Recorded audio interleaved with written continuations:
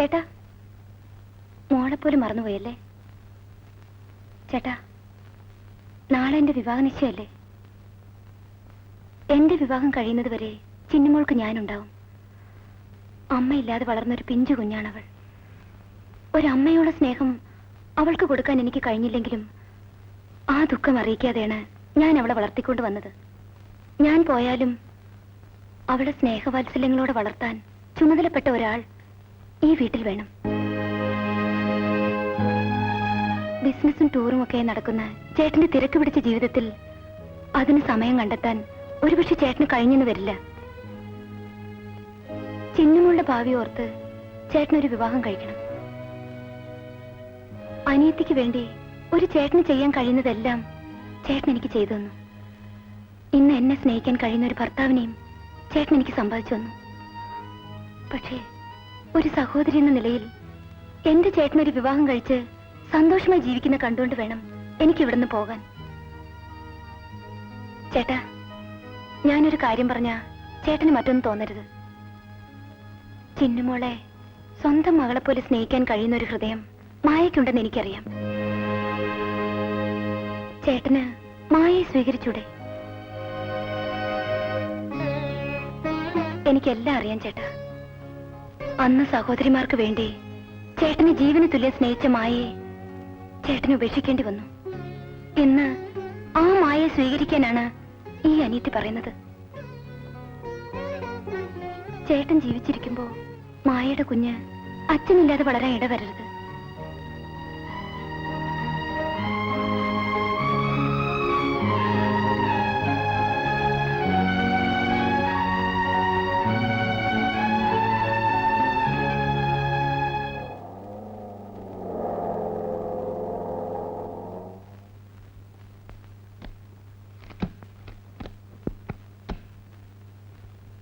എന്താ രണ്ടുപേരും കൂടി ഇരിക്കൂ.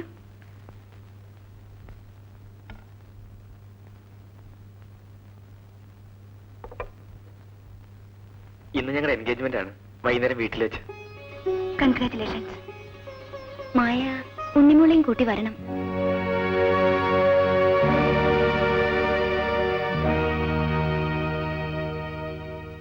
നിങ്ങൾ ഇരിക്കൂ, ഞാൻ കാപ്പി കൊണ്ടുവരാം. വേണ്ട, ഞങ്ങൾക്ക് പോകാൻ ധൃതിയുണ്ട്.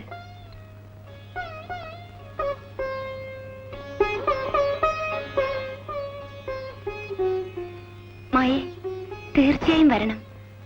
എന്റെ ചേട്ടന്റെയും കൂടി ആഗ്രഹമാണിത്.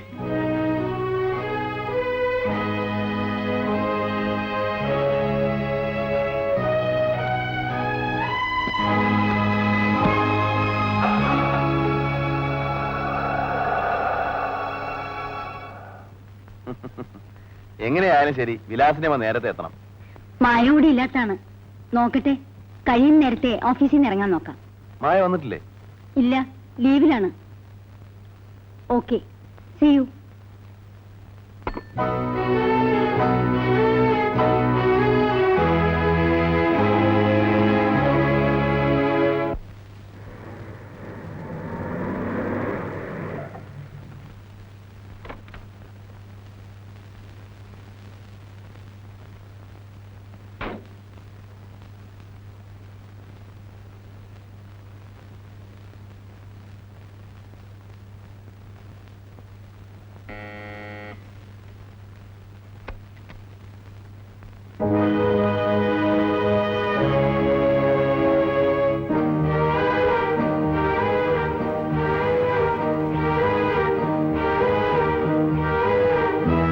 മായ,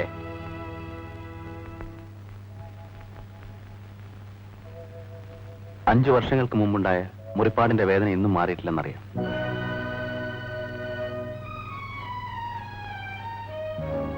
അന്ന് എന്നെ ആ സാഹചര്യത്തിലേക്ക് എത്തിക്കാനുണ്ടായ കാരണങ്ങൾ എന്തൊക്കെയാണെന്ന് മായക്കറിയണ്ടേ? മായക്കത് കേൾക്കുവാനുള്ള സന്മനസ്സുണ്ടായിരുന്നെങ്കിൽ സ്നേഹിച്ച പെൺകുട്ടിയെ... പ്ലീസ്, ഞാനിതെല്ലാം മറന്നു കഴിഞ്ഞു. ദയവായി വീണ്ടും എന്നെ ഓർമ്മിപ്പിക്കരുത്.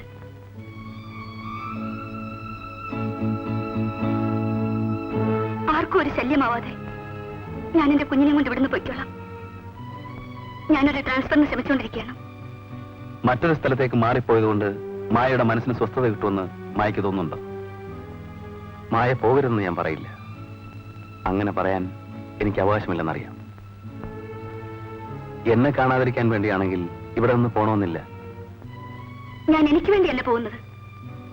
സ്വന്തം കുഞ്ഞിന്റെ മോച്ചായുള്ള മറ്റൊരു കുഞ്ഞുമായി ഞാൻ ഇവിടെ താമസിച്ചാൽ ചോദ്യം ചെയ്യപ്പെടുന്നത് നിങ്ങളുടെ മാന്യതയായിരിക്കും. എന്റെ മാന്യതയെക്കുറിച്ച് ഓർത്ത് ഞാൻ ദുഃഖിക്കുന്നില്ല. ദുഃഖിക്കേണ്ട ഒരു കാലം ഉണ്ടായിരുന്നു.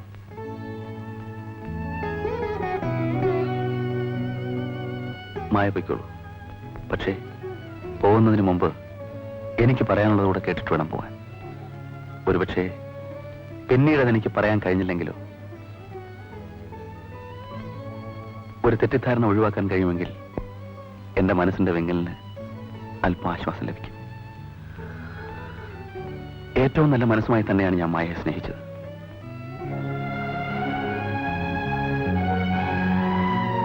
അന്ന് ഇന്റർവ്യൂ കഴിഞ്ഞ് ഞാൻ വീട്ടിൽ ചെന്നപ്പോ കരുണാകരൻ നായിരുന്ന പണക്കാരന്റെ മകളുമായിട്ടുള്ള എന്റെ വിവാഹം അച്ഛൻ തീരുമാനിച്ചിരുന്നു.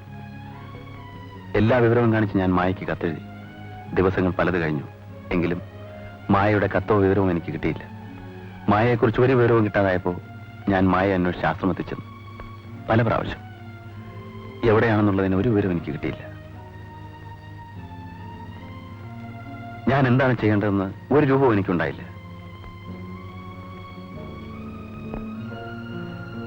എന്നെ മാത്രം ആശ്രയിച്ചു കഴിയുന്ന എന്റെ അച്ഛന്റെയും സഹോദരിമാരുടെയും കണ്ണുനീരിന്റെ മുമ്പിൽ എന്റെ എല്ലാ സ്വപ്നങ്ങളും തകർന്നു വീണു.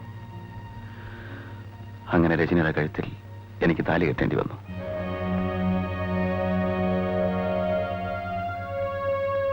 മാനസിക രോഗിയായ രജനി വിവാഹം ചെയ്തുകൊണ്ട് എന്റെ മൂത്ത സഹോദരിമാർ രക്ഷപ്പെട്ടു. അവർക്ക് ഭർത്താക്കന്മാരുണ്ടായി. ഒരു ദിവസം ഞാൻ ഓഫീസിൽ നിന്ന് വീട്ടിലേക്ക് കയറി ചെല്ലുമ്പോൾ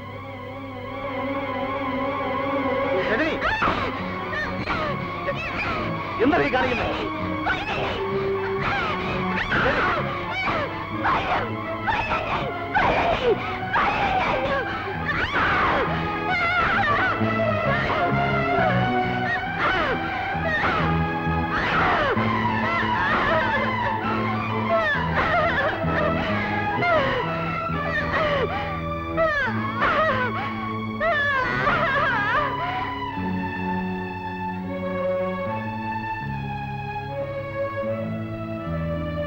വീണ്ടും വിധി എന്നോട് ക്രൂരതയാണ് കാണിച്ചത്.